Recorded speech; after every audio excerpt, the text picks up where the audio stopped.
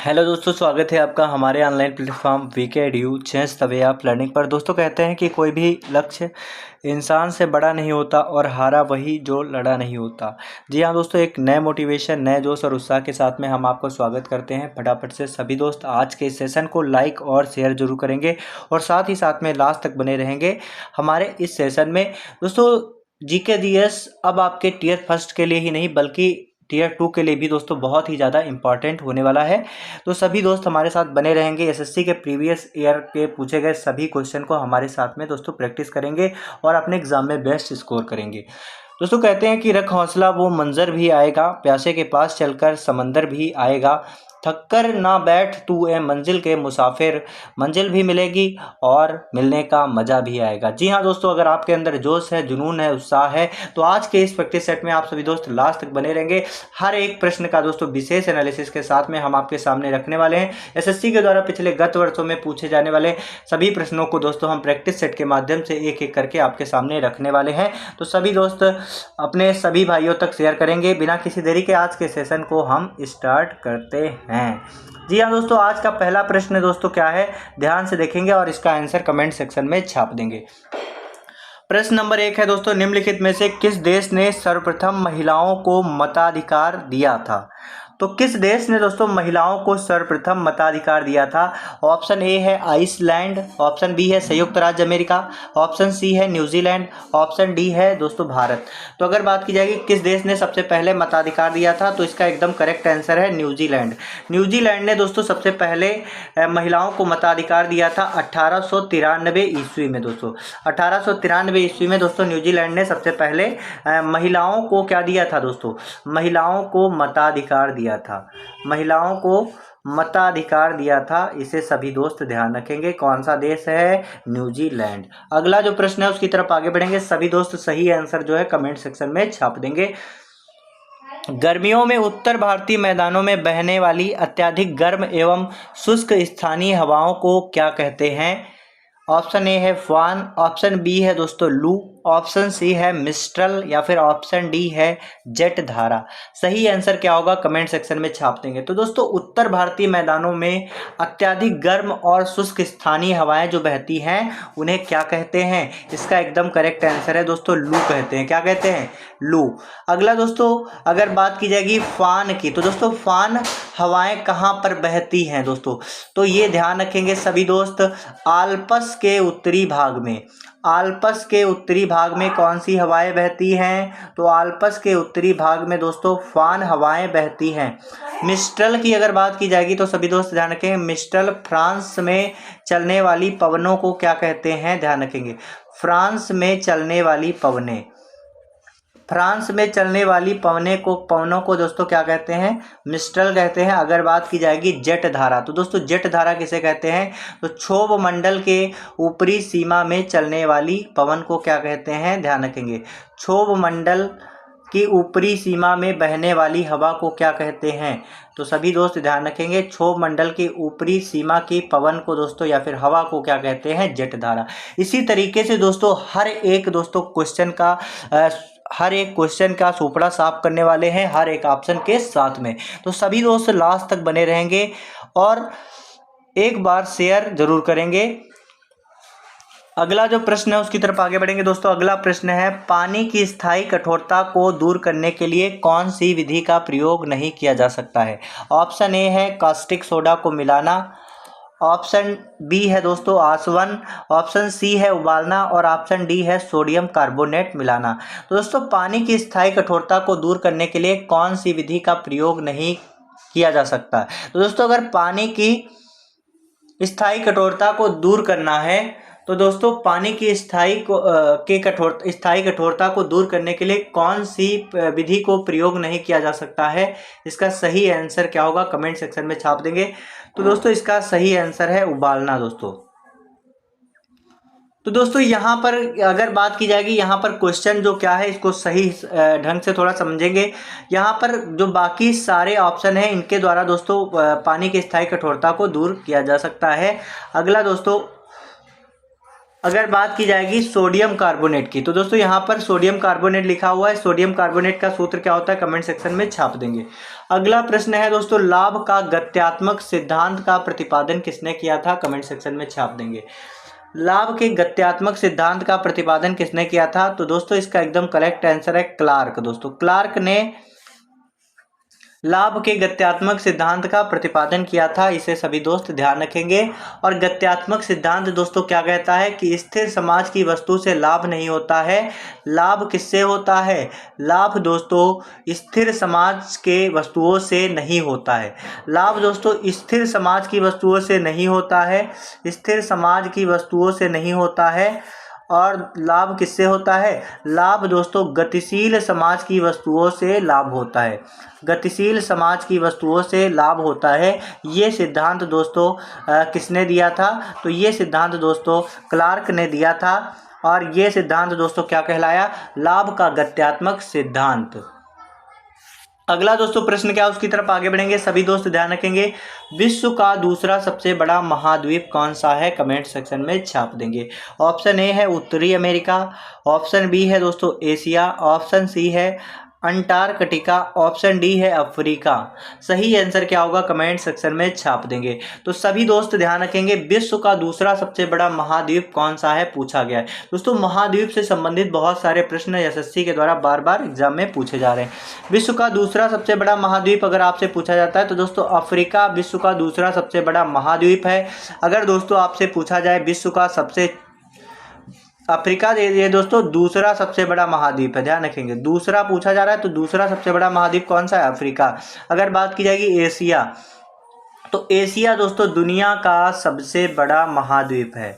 दुनिया का सबसे बड़ा महाद्वीप कौन सा है, तो दुनिया का सबसे बड़ा महाद्वीप है एशिया। अगर आपसे पूछा जाता है दुनिया का सबसे छोटा महाद्वीप कौन सा है, कमेंट सेक्शन में छाप देंगे। तो सभी दोस्त ध्यान रखें, दुनिया का सबसे छोटा महाद्वीप की अगर बात की जाएगी तो ऑस्ट्रेलिया दोस्तों, ऑस्ट्रेलिया दोस्तों दुनिया का सबसे छोटा महाद्वीप है, इसे सभी दोस्त ध्यान रखेंगे। अगला जो प्रश्न है उसकी तरफ आगे बढ़ेंगे दोस्तों, रेडियो धर्मिता की यूनिट क्या है, कमेंट सेक्शन में छाप देंगे। ऑप्शन ए है क्यूरी, ऑप्शन बी है दोस्तों कैंडेला, ऑप्शन सी है फर्मी, ऑप्शन डी है एंगस्ट्रॉम। तो रेडियो धर्मिता की यूनिट क्या है, कमेंट सेक्शन में छाप देंगे जितने सारे दोस्त जुड़े हुए हैं। तो रेडियो धर्मिता की यूनिट क्या होती है, फटाफट से कमेंट सेक्शन में छाप देंगे। तो सभी दोस्त ध्यान रखेंगे, रेडियो धर्मिता की यूनिट क्या होती है, क्यूरी दोस्तों, क्यूरी रेडियो धर्मिता की यूनिट होती है। ऑप्शन ए इसका एकदम करेक्ट आंसर है। अगर दोस्तों बात की जाएगी कैंडेला की, तो कैंडेला किसका मात्रक होता है, कमेंट सेक्शन में छाप देंगे। सभी दोस्त ध्यान रखेंगे, ज्योति तीव्रता, ज्योति तीव्रता किसका मात्रक होता है, कैंडेला का। और कैंडेला का मात्रक किसका मात्रक है, ज्योति तीव्रता का। फर्मी दोस्तों, तो फर्मी का यूज़ किसके लिए किया जाता है, परमाणु के आकार को मापने के लिए। परमाणु के आकार को मापने के लिए दोस्तों किसका प्रयोग किया जाता है, परमाणु के आकार को मापने के लिए दोस्तों किसका प्रयोग किया जाता है, फर्मी का। एंगस्ट्रॉम की अगर बात की जाएगी तो यह दोस्तों तरंग दैर्ध्य का मात्रक होता है।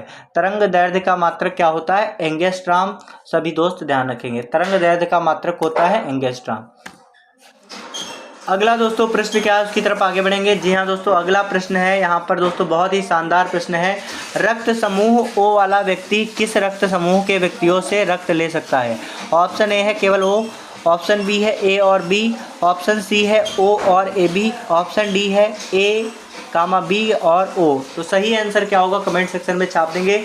तो ओ की अगर बात की जाएगी, ब्लड ग्रुप ओ की बात की जाएगी तो ब्लड ग्रुप ओ केवल दोस्तों केवल ओ से ही ब्लड ले सकता है, इसे सभी दोस्त ध्यान रखेंगे, केवल ओ से ही ले सकता है। दोस्तों अगर बात की जाएगी ब्लड ग्रुप की, तो ब्लड ग्रुप की खोज किसने की थी, कमेंट सेक्शन में छाप देंगे। रुधिर वर्ग की खोज किसने की थी, कमेंट सेक्शन में छाप देंगे। रुधिर वर्ग, तो रुधिर वर्ग की अगर बात की जाएगी तो सभी दोस्त ध्यान रखेंगे, कार्ल लैंड स्टीनर, नाम याद रखेंगे। कार्ल लैंड स्टीनर ने दोस्तों किसकी खोज की, रुधिर वर्ग की खोज की थी। और रुधिर वर्ग दोस्तों कितने हैं, 4 रुधिर वर्ग टोटल हैं, ए बी ओ और दोस्तों ए बी। ए की अगर बात की जाएगी तो ए दोस्तों ए से ले सकता है और ओ से ले सकता है। बी दोस्तों किससे ले सकता है? बी दोस्तों बी से ले सकता है और ओ से ले सकता है। ओ दोस्तों ये सिर्फ ओ से ले सकता है, क्योंकि दोस्तों ये सर्वदाता है, सभी को दे सकता है, लेकिन ले सिर्फ दोस्तों ओ से सकता है। ए बी दोस्तों ये ए से भी ले सकता है, बी से भी ले सकता है, ए बी से भी ले सकता है और ओ से भी ले सकता है, सबसे ले सकता है। इसीलिए दोस्तों इसे क्या कहा गया? सर्वग्राही, सर्वग्राही कहा गया। सभी दोस्त ध्यान रखेंगे। आशा करते हैं आप सभी दोस्तों को बहुत अच्छे तरीके से समझ में आ रहा होगा।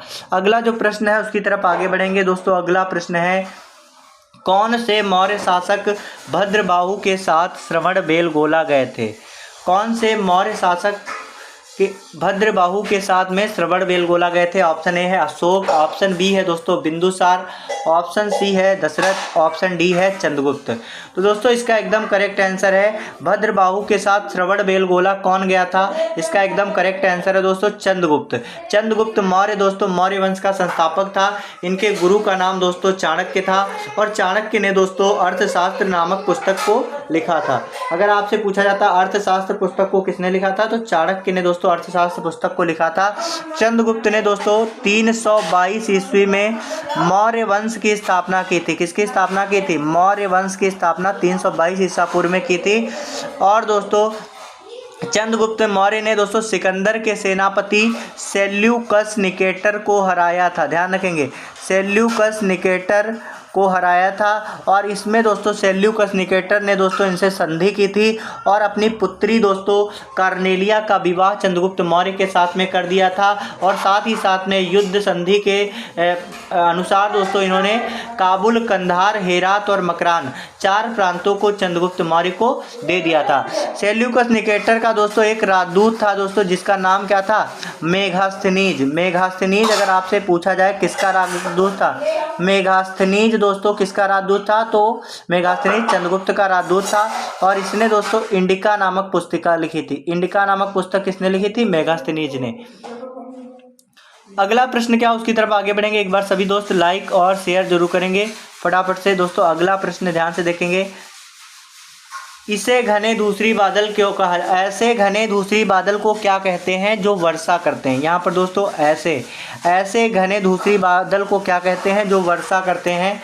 वर्षा स्तरी मेघ, ऑप्शन बी है प्रभामंडल, ऑप्शन सी है दोस्तों कपासी मेघ, या फिर ऑप्शन डी है दोस्तों पच्छाब मेघ। सही आंसर क्या होगा कमेंट सेक्शन में छाप देंगे। तो दोस्तों ऐसे अगर बात की जाएगी ऐसे घने धूसरी बादल को क्या कहते हैं जो वर्षा कराते हैं, तो दोस्तों ऐसे मेघों को दोस्तों कहते हैं वर्षा स्तरी मेघ कहते हैं। ऑप्शन ए इसका एकदम करेक्ट आंसर है। अगला दोस्तों प्रश्न है, एम्फोटेरिक पदार्थ किस रूप में क्रिया करता है? तो दोस्तों एम्फोटेरिक पदार्थ किस रूप में क्रिया करता है कमेंट सेक्शन में छाप देंगे। ऑप्शन ए है अम्ल और क्षार दोनों में, ऑप्शन बी है दोस्तों क्षार के रूप में, ऑप्शन सी है दिए गए विकल्पों में से कोई नहीं, या फिर ऑप्शन डी है अम्ल। तो दोस्तों एम्फोटेरिक पदार्थ की बात की जाएगी तो यह दोस्तों अम्ल और क्षार दोनों रूपों में क्रिया करता है। ऑप्शन ए इसलिए एकदम करेक्ट आंसर है। अगला दोस्तों प्रश्न क्या है, इसका आंसर आप लोग कमेंट सेक्शन में छाप देंगे। बहुत ही शानदार प्रश्न है दोस्तों। ऐसे प्रथम प्रधानमंत्री कौन थे जिन्होंने संसद सत्र में उपस्थित हुए बिना ही त्यागपत्र दे दिया था? तो ऐसे कौन से प्रधानमंत्री हैं दोस्तों जिन्होंने संसद सत्र में उपस्थित हुए बिना ही त्यागपत्र दे दिया था? ऑप्शन ए है श्रीमती इंदिरा गांधी, ऑप्शन बी है दोस्तों लाल बहादुर शास्त्री, और ऑप्शन सी है दोस्तों चरण सिंह, ऑप्शन डी है दोस्तों मोरारजी देसाई। तो इसका दोस्तों एकदम करेक्ट आंसर है दोस्तों चौधरी चरण सिंह। दोस्तों चौधरी चरण सिंह दोस्तों ऐसे प्रधानमंत्री थे दोस्तों जिन्होंने संसद सत्र में उपस्थित हुए बिना ही त्यागपत्र दे दिया था। 1979 से 80 तक दोस्तों इन्होंने प्रधानमंत्री के पद पर कार्य किया था। श्रीमती इंदिरा गांधी दोस्तों भारत की पहली महिला प्रधानमंत्री बनी। भारत की पहली महिला प्रधानमंत्री कौन थी कमेंट सेक्शन में छाप देंगे। तो भारत की पहली महिला प्रधानमंत्री श्रीमती इंदिरा गांधी थी। और पहली महिला प्रधानमंत्री के साथ ही साथ में पहली महिला जिन्हें दोस्तों भारत रत्न से सम्मानित किया गया। तो भारत रत्न से सम्मानित पहली महिला कौन है? तो श्रीमती इंदिरा गांधी भारत रत्न से सम्मानित पहली भारतीय महिला हैं। इसे भी सभी दोस्त ध्यान रखेंगे।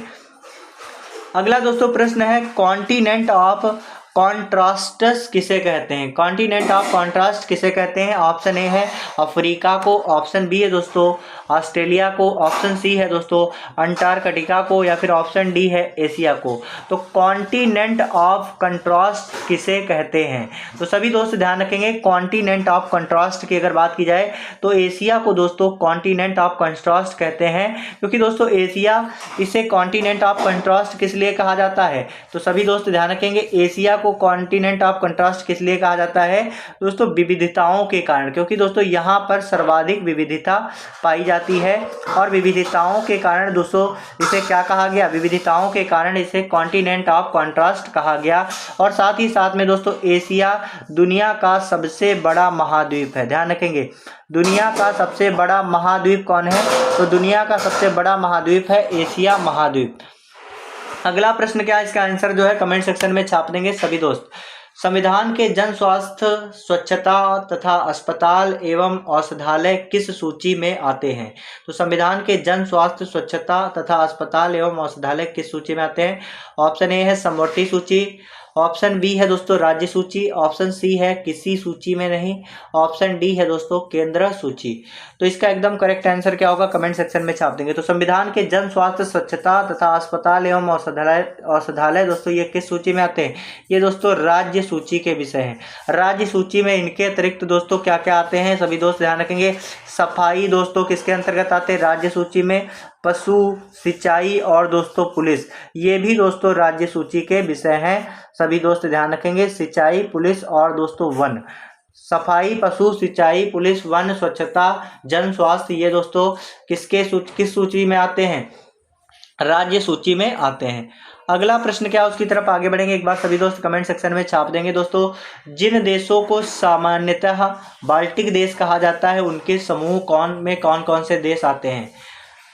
तो दोस्तों इसका एकदम करेक्ट आंसर है बाल्टिक देश, जहां से आपका आता है। तो सभी दोस्त बाल्टिक देश याद रखेंगे, एस्टोनिया, नाम याद रख लें, एस्टोनिया, लातविया और दोस्तों लिथुआनिया, लातविया और दोस्तों लिथुआनिया दोस्तों, ये दोस्तों क्या है? ये दोस्तों बाल्टिक देश हैं। ऑप्शन ए आपका एकदम करेक्ट आंसर है, सभी दोस्त ध्यान रखेंगे।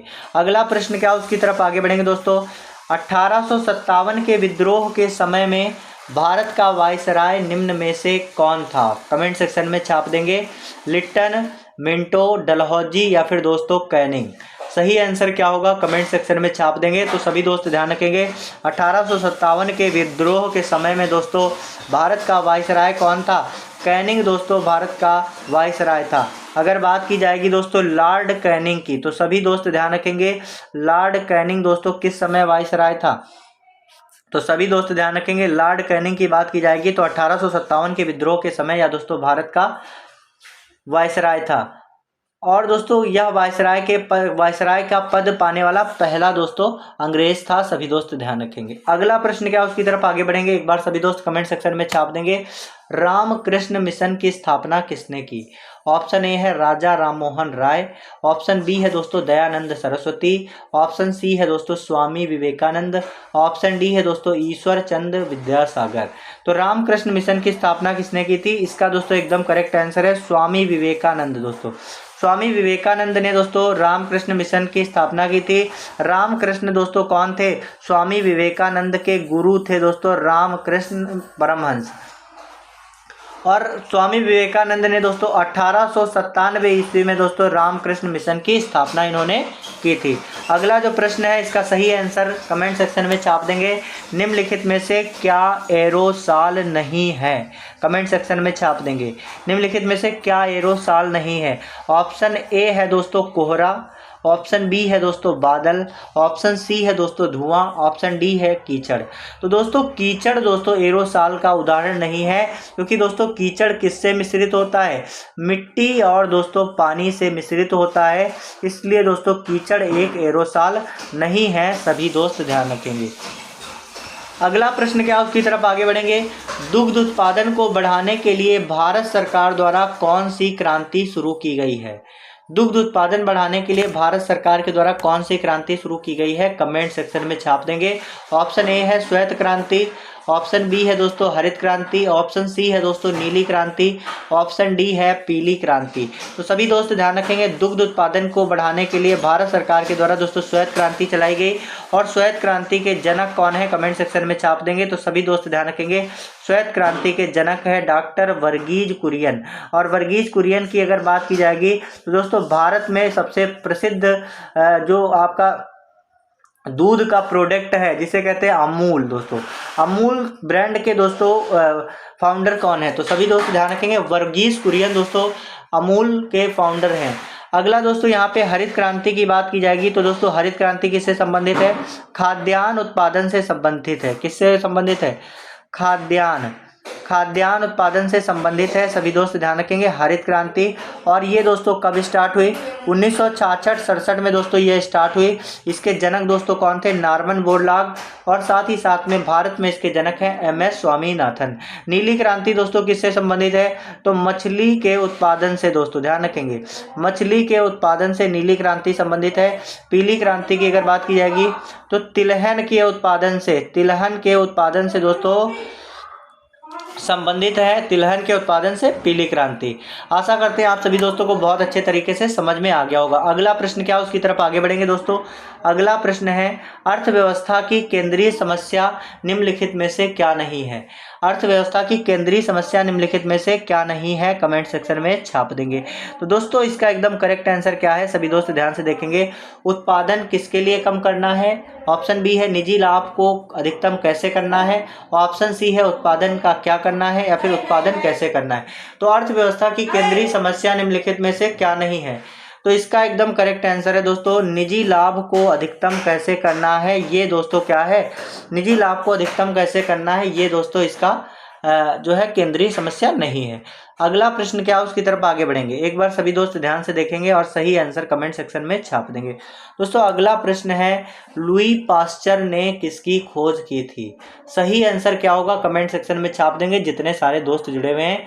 लुई पास्चर ने किसकी खोज की थी, ऑप्शन ए है पेनिसिलिन की, ऑप्शन बी है दोस्तों पोलियो टीका की, या फिर ऑप्शन सी है दोस्तों रेबीज रोधी टीका की, या फिर ऑप्शन डी है इंसुलिन की।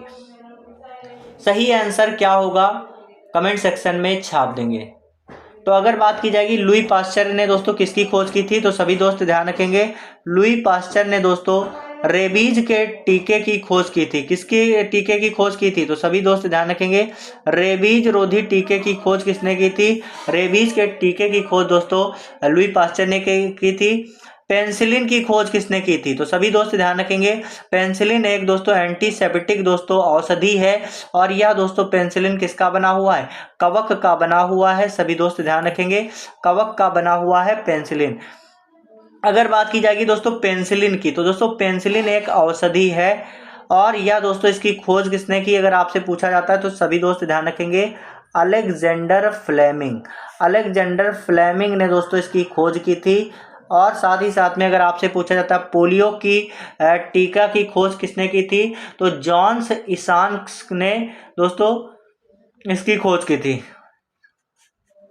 जॉन्स ईसान्क्स ने इसकी खोज की थी। इंसुलिन की अगर बात की जाएगी तो इंसुलिन की खोज किसने की थी, बेनिंग ने दोस्तों इंसुलिन की खोज की थी। सभी दोस्त ध्यान रखेंगे। इस तरीके से दोस्तों आपको हर एक क्वेश्चन को जो है बहुत ही शानदार तरीके से आपको सिखाने वाले हैं। आप सभी दोस्त एक बार लाइक शेयर करेंगे। अगर दोस्तों वाकई में हमारा जो है सेशन पसंद आ रहा है तो एक बार सभी दोस्त सब्सक्राइब जरूर करेंगे।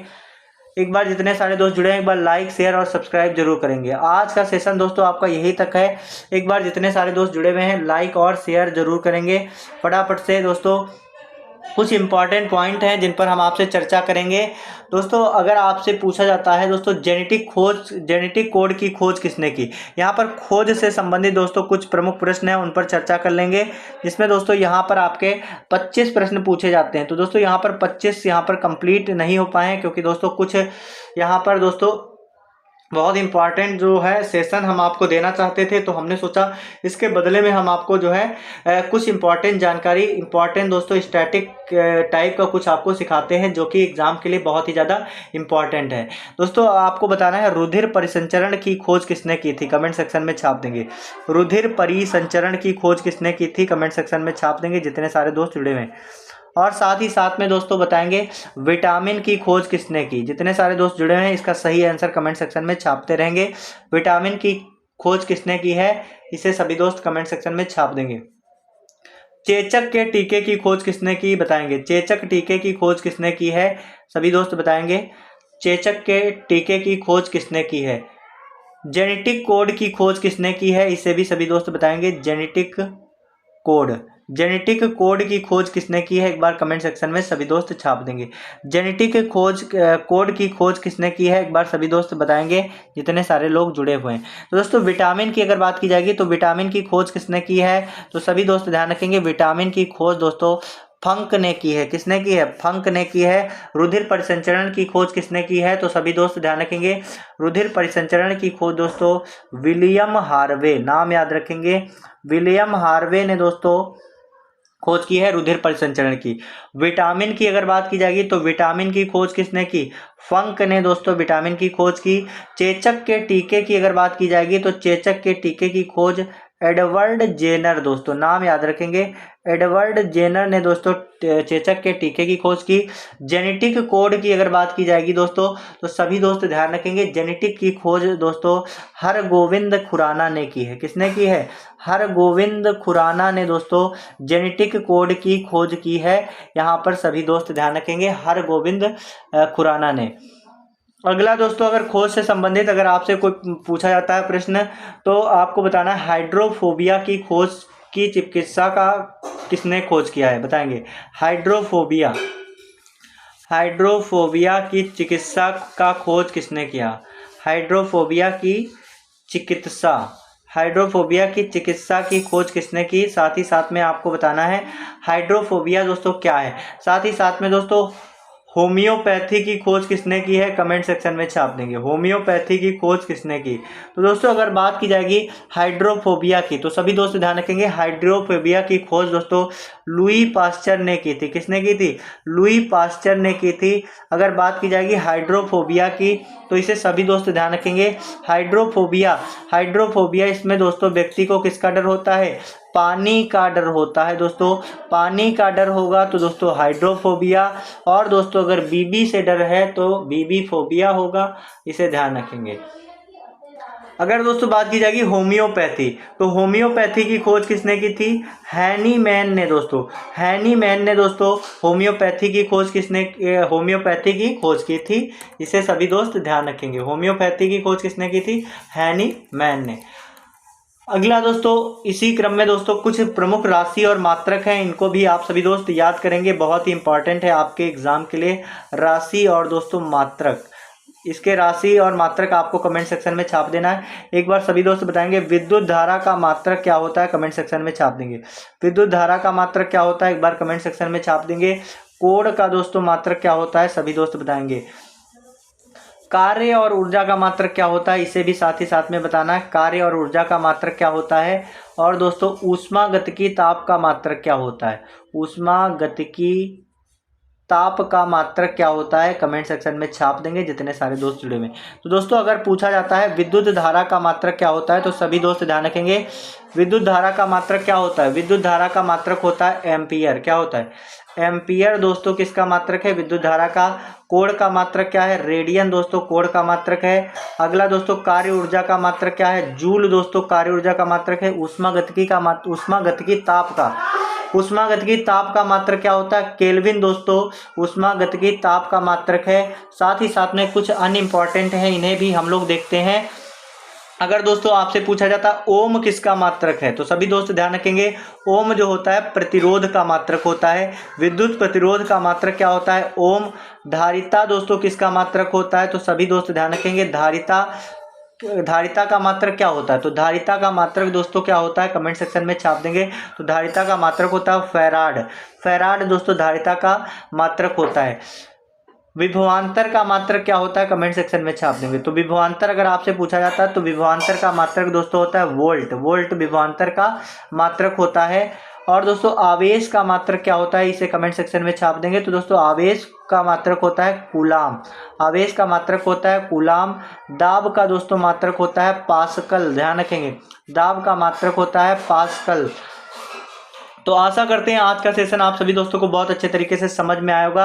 जितने सारे दोस्त लास्ट तक बने रहे उन्हें दोस्तों बहुत बहुत धन्यवाद। आप सभी दोस्त लास्ट तक बने रहे उसके लिए बहुत बहुत धन्यवाद। प्रतिदिन दोस्तों 8 बजे आप हमारे साथ में जुड़कर दोस्तों बेस्ट तरीके से एसएससी CHSL एग्जाम की तैयारी कर सकते हैं। हर एक एग्जाम का प्रैक्टिस सेट हम आपके साथ में शेयर करने वाले हैं, साझा करने वाले हैं, आपको सिखाने वाले हैं। तो सभी दोस्त हमारे साथ बने रहेंगे। लास्ट में बस यही कहना चाहते हैं जो कि हर रोज कहते हैं कि अपनी मंजिल को भुलाकर जिया भी तो क्या जिया, अगर है दम तो उसे पार कर दिखा। लिख दे खून से अपनी कामयाबी की कहानी को और बोल दे उस किस्मत से, अगर है दम तो मिटा कर दिखा।